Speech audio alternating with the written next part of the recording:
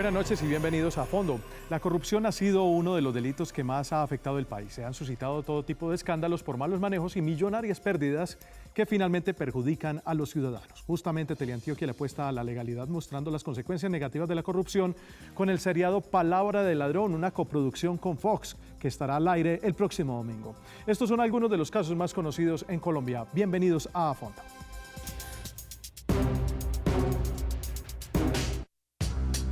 Agroingreso Seguro.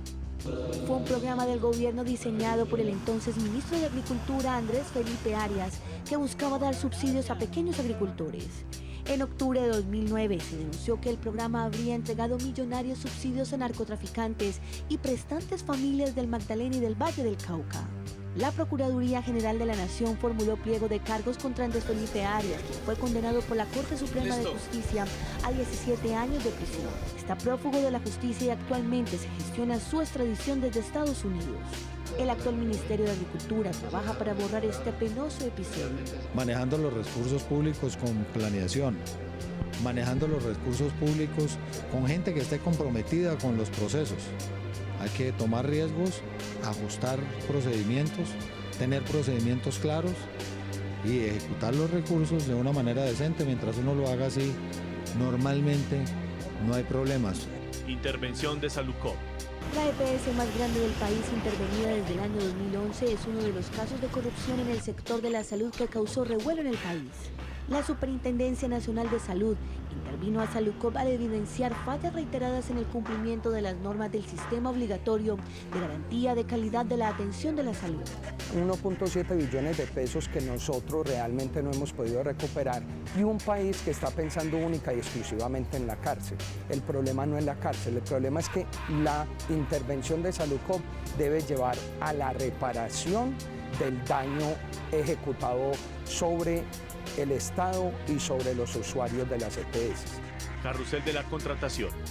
Este es un caso de corrupción política en Bogotá que se da durante la administración del exalcalde Samuel Moreno Rojas en el año 2010.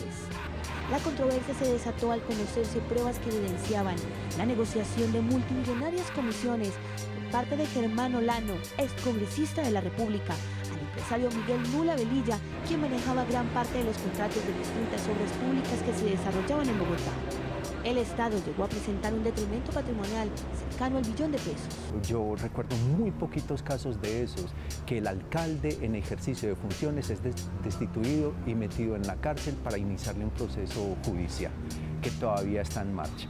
Y luego se empieza a destapar todo y aparecen personalidades de su familia, más los contratistas, y nos damos cuenta que allí lo que estaba ocurriendo era apropiarse de los dineros del Estado, de los dineros públicos, de una manera como muy novedosa. Basuras en Bogotá. Según la Procuraduría General de la Nación, se probó que el alcalde Gustavo Petro, de manera libre, consciente y voluntaria, ordenó asignarle la prestación de servicio de aseo a 2 empresas sin experiencia.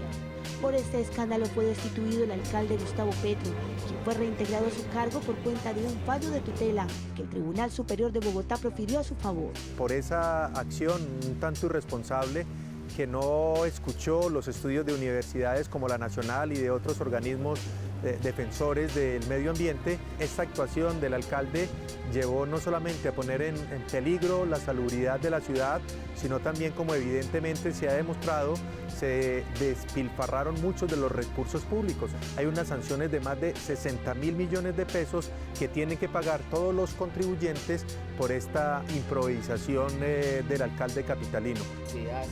En Antioquia, las autoridades aseguran que luchan incansablemente para combatir la corrupción en los distintos sectores. Recibimos la información, generamos grupos de trabajo y hemos capturado también a funcionarios públicos o personas que desvían todos los recursos en la aplicación, que tienen problemas en la contratación, en la destinación con la Fiscalía.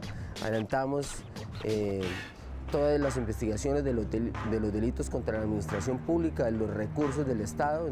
Muchos relacionan la corrupción con malos manejos de dinero, pero su significado va mucho más allá. Según Transparencia Internacional, la corrupción es el mal uso del poder encomendado para obtener beneficios privados. Creo que hoy estamos asistiendo a una situación bastante crónica de abuso de poder por parte de funcionarios públicos a los que se les dan muchas atribuciones, que tienen pocas limitaciones, y creo que esa es una de las causas de la corrupción.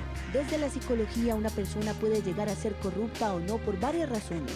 Esa personalidad se ha estudiado que básicamente está enmarcada en dos, en una personalidad narcisista y en una personalidad antisocial. La personalidad narcisista está centrada en el egocentrismo, por lo tanto hace lo que sea para que el otro lo admire. En una persona antisocial hay una frialdad total emocional. Pese a la lucha de las autoridades, aún siguen presentándose casos de corrupción que escandalizan al país y que abren el debate sobre la línea delgada que existe entre la legalidad y la ilegalidad. Muy bien, y para analizar este tema hoy nos acompaña el Contralor General de Medellín, Juan Carlos Peláez Serna. Contralor, buenas noches y gracias por estar en A Fondo. Buenas noches, Jorge, al doctor Rubén y a todos los televidentes. Muy bien, también Rubén Fernández, que ya ha estado en este programa, director del programa Antioquia Legal de la Gobernación de Antioquia. Rubén, buenas noches. Mucho gusto de nuevo estar aquí, estar con los televidentes. Hoy vamos a hablar de un tema que nos toca a todos, ahí lo veíamos en el BTR. ¿Qué tan grave, digamos, cuál es la situación? Ahí veíamos casos de otras partes del país, pero en Medellín, digamos, ha habido casos de corrupción recientes que desde su área, desde la Contraloría General de Medellín, hayan tenido que ser atendidos.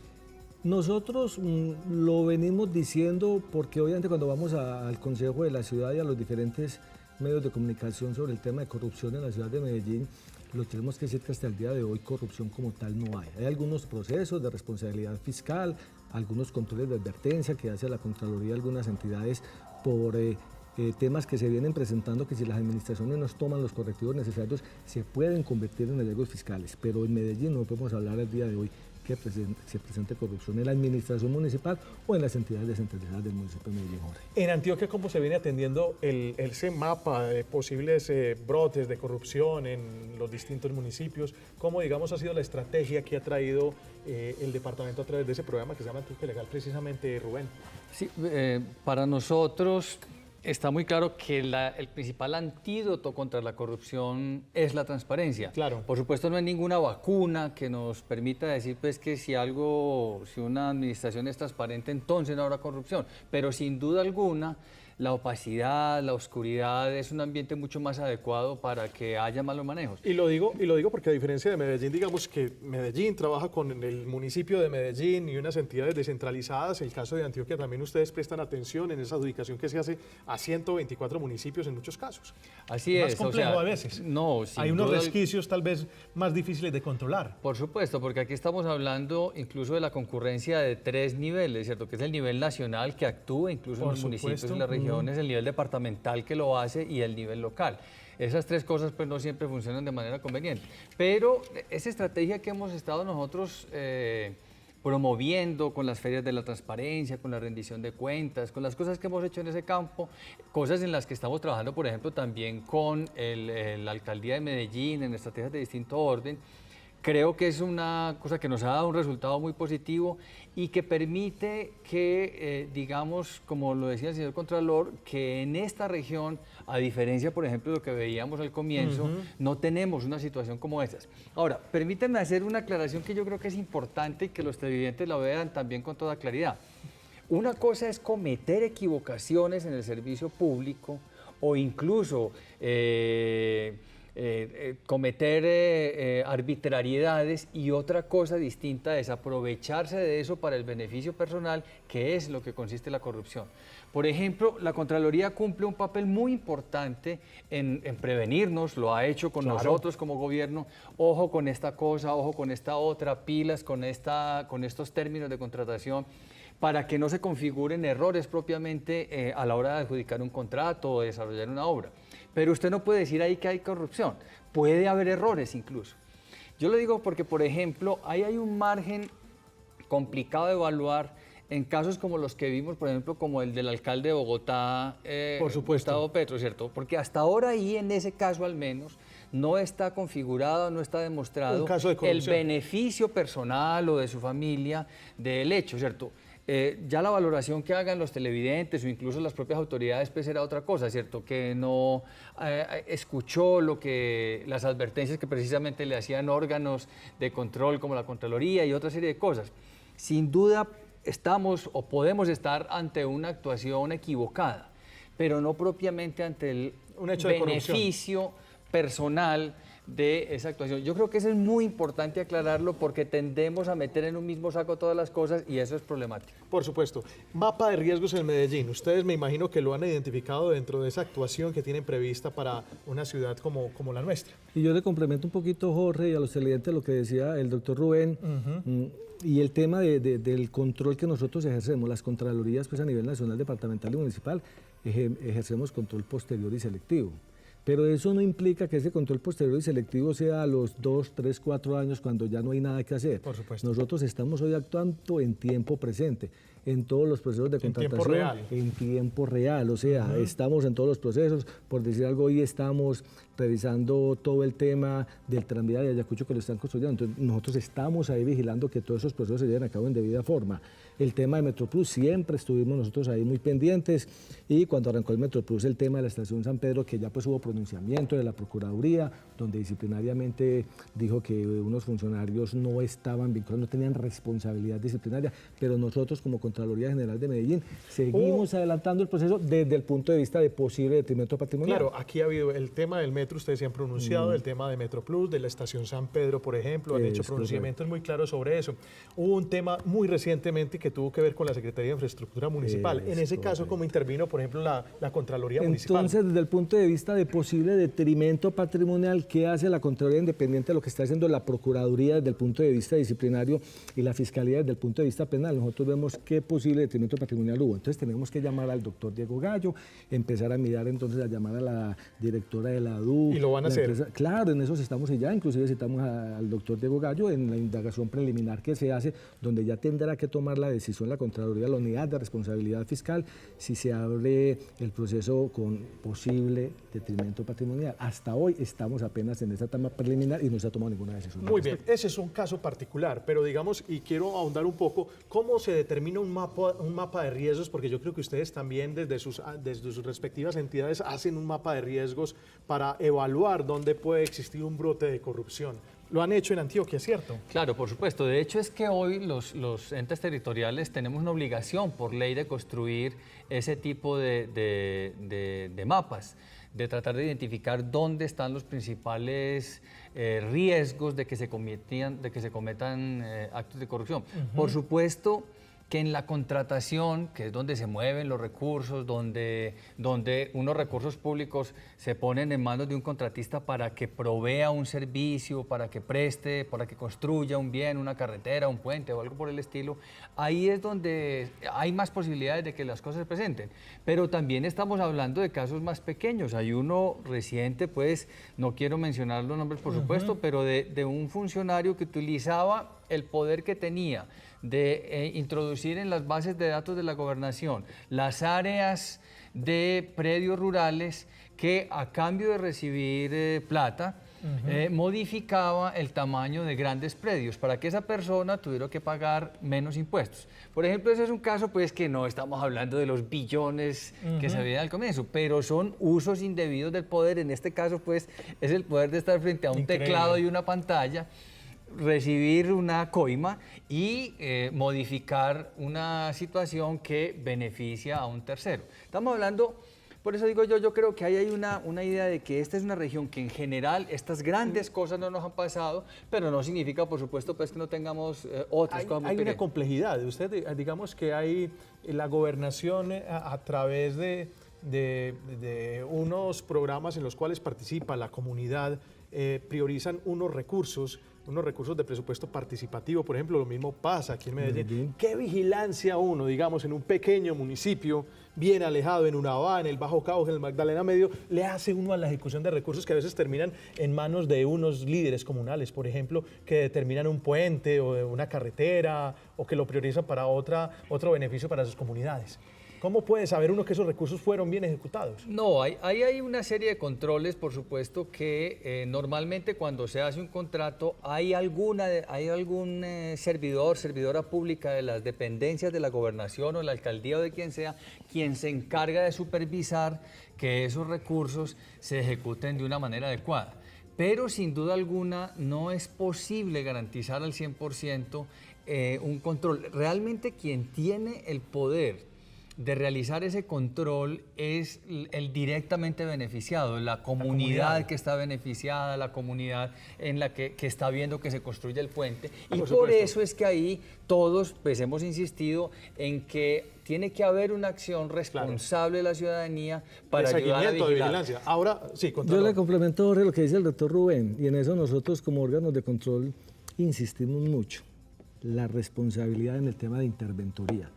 O sea, el mayor problema que tienen hoy las administraciones es la falta de interventoría en los diferentes proyectos y obras que se realizan. De ahí los inconvenientes que se presentan. Obviamente se manejan muchos dineros, muchas obras que irá la administración. Es muy difícil uno poder tener el personal suficiente para que vigile todos los proyectos. Nosotros insistimos mucho en eso en la administración. O sea, y sabemos que ellos hacen los esfuerzos necesarios para eso, pero sigue faltando esa falta de interventoría por parte de la administración pública, de parte de nuestros sujetos de control. ¿Y en Medellín, para que obviamente, pasa? Obviamente, y el informe que presento yo y se lo presento al alcalde, a todos los secretarios de despacho, siempre insistimos en ese tema de interventoría. Ellos refuerzan esa situación, pero sigue faltando un tema que tendrán que seguir trabajando. Control, eso es lo más clave para evitar actos de corrupción en las administraciones públicas. Ya regresamos en A Fondo.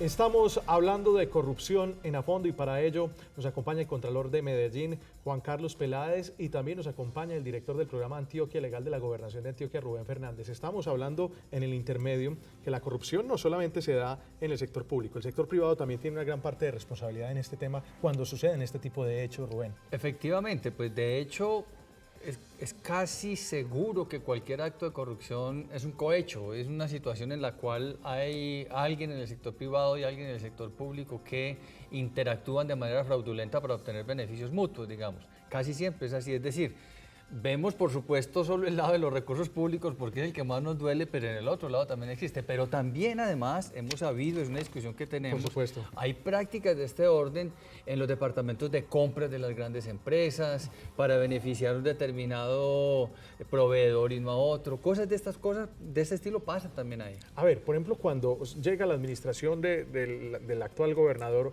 hacen ustedes una evaluación precisamente entre Antioquia Legal y Antioquia, está en el puesto 11 entre los 32 departamentos en el índice de transparencia departamental. ¿Hemos mejorado? Sí, notablemente, y de hecho en ese momento ese es el indicador agregado, pero el indicador desagregado, por ejemplo, nos permite ubicar que en el índice de transparencia en la contratación pública en ese momento ocupábamos el lugar número 30 de 32 departamentos que somos.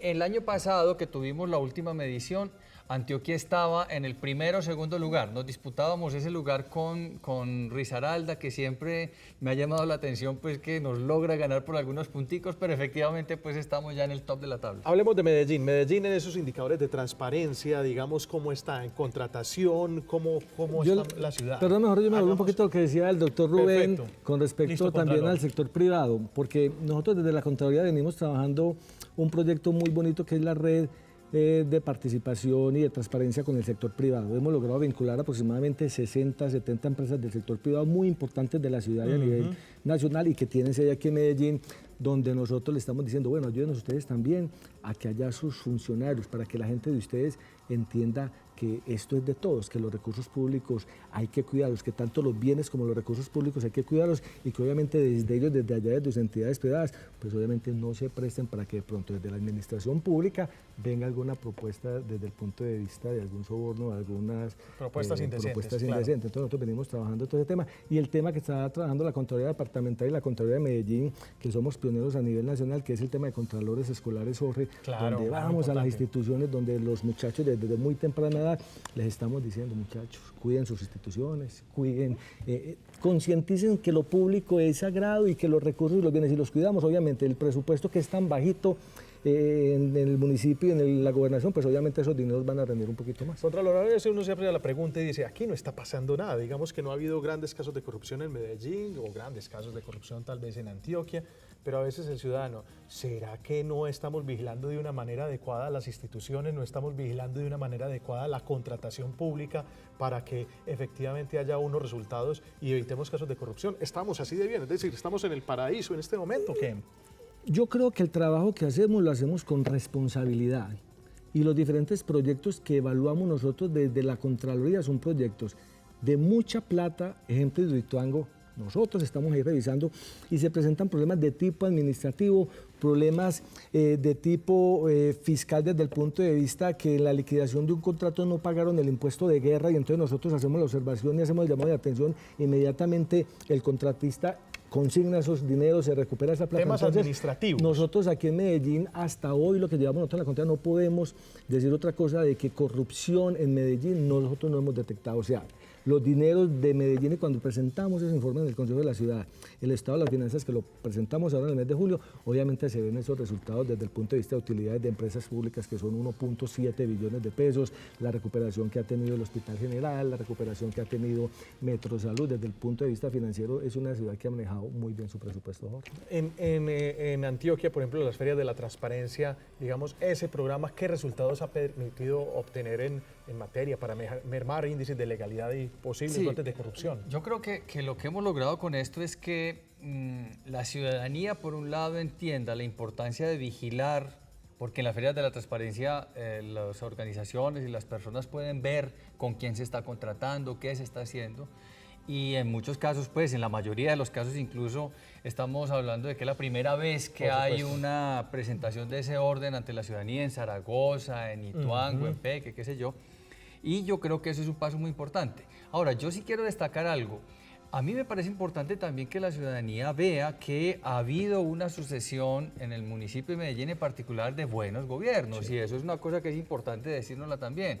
Porque claramente está demostrado que en estas instituciones, cuando la cabeza institucional envía un mensaje claro en el sentido de que aquí la corrupción no está bien vista y aquí llegamos fue para servir al público como es nuestro deber, eso produce efectos muy importantes, ¿cierto? Y eso es una cosa que hay que decirla claramente. Nosotros, por ejemplo, cuando llegamos a la administración departamental, consignamos una serie de irregularidades que encontramos que no estaban suficientemente explicadas a nuestra manera de ver, que tenían que ver con la administración de algunos recursos que están consignados en el libro blanco. Ahí la Contraloría Departamental hizo después una evaluación y encontró que la gran mayoría de cosas que planteábamos ameritaban alguna indagación y en eso se está. Entonces yo sí creo que en esa medida nosotros podemos decir que, porque alguno de los comentaristas del comienzo planteaba que en general la situación era que el poder público estaba siendo mal utilizado y yo creo que esa es una generalización problemática. Claro. Porque en muchos casos es así, pero también tenemos muchos casos en donde no es así. Buenos alcaldes, buenos servidores públicos en general, buenos contralores, buenos profesores universitarios, todo esto se combina para decir que en esta región tenemos una cosa interesante al respecto. Y programas como Antioquia Legal, sin lugar a dudas, tratan de ponerle un tapón a eso y también las contralorías, Contralor, sin lugar a dudas. Y de hecho, Jorge, también encontramos arreglos fiscales y hay imputación de responsabilidad fiscal de algunos funcionarios de rango medio, del segundo o tercer nivel, también se presenta y obviamente se imputa con responsabilidad y ellos tendrán que responder por ese recurso. Bueno, Rubén Fernández de Antioquia Legal, muchas gracias por estar en A Fondo. Gracias a usted y bueno, de nuevo un saludo a todos los televidentes. Muy bien, Contralor General de Medellín, Juan Carlos Pelar, gracias por estar en A Fondo. Gracias a usted, Jorge, por la invitación, un saludo para todos los Seguiremos hablando de este tema sin lugar a dudas. De esta manera llegamos al final del programa, nos vemos el próximo martes a las 9:30 de la noche, opine en nuestras redes sociales, @Teleantioquia, numeral A Fondo, y no se pierda el domingo Palabra del Ladrón. Que tengan una feliz noche.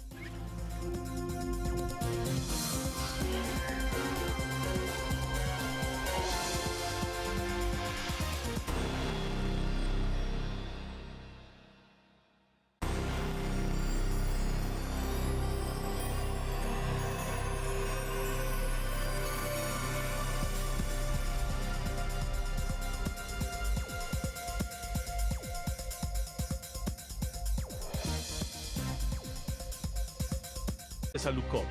La EPS más grande del país, intervenida desde el año 2011, es uno de los casos de corrupción en el sector de la salud que causó revuelo en el país. La Superintendencia Nacional de Salud intervino a Salucop al evidenciar fallas reiteradas en el cumplimiento de las normas del sistema obligatorio de garantía de calidad de la atención de la salud. 1.7 billones de pesos que nosotros realmente no hemos podido recuperar y un país que está pensando única y exclusivamente en la cárcel. El problema no es la cárcel, el problema es que la intervención de Salucop debe llevar a la reparación del daño ejecutado sobre el Estado y sobre los usuarios de las EPS. Carrusel de la contratación. Este es un caso de corrupción política en Bogotá que se da durante la administración del exalcalde Samuel Moreno Rojas en el año 2010. La controversia se desató al conocerse pruebas que evidenciaban la negociación de multimillonarias comisiones por parte de Germano Largo por cuenta de un fallo de tutela que el Tribunal Superior de Bogotá profirió a su favor. Por esa acción un tanto irresponsable, que no escuchó los estudios de universidades como la Nacional y de otros organismos defensores del medio ambiente, esta actuación del alcalde llevó no solamente a poner en peligro la salubridad de la ciudad, sino también, como evidentemente se ha demostrado, se despilfarraron muchos de los recursos públicos. Hay unas sanciones de más de 60.000 millones de pesos que tienen que pagar todos los contribuyentes por esta improvisación del alcalde capitalino. En Antioquia, las autoridades aseguran que luchan incansablemente para combatir la corrupción en los distintos sectores. Recibimos la información, generamos grupos de trabajo y hemos capturado también a funcionarios públicos o personas que desvían todos los recursos en la aplicación, que tienen problemas en la contratación, en la destinación con la Fiscalía.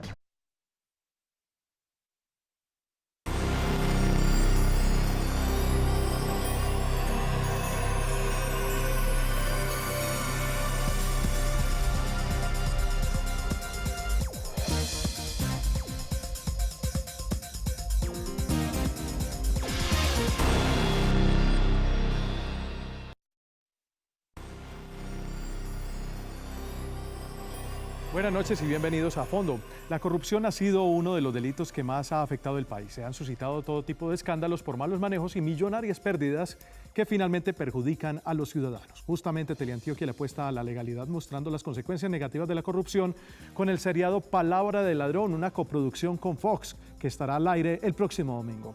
Estos son algunos de los casos más conocidos en Colombia. Bienvenidos a Fondo.